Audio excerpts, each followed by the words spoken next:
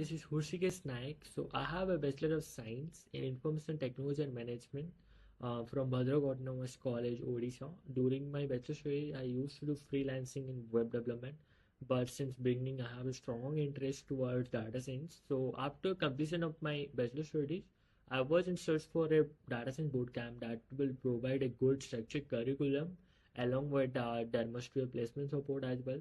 That is how I landed in with OdinSchool.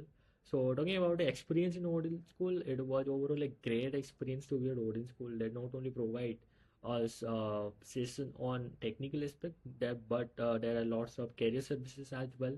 Those career services will help me a lot in confidence building and improving overall communication. So it was a great end-to-end learning at OdinSchool.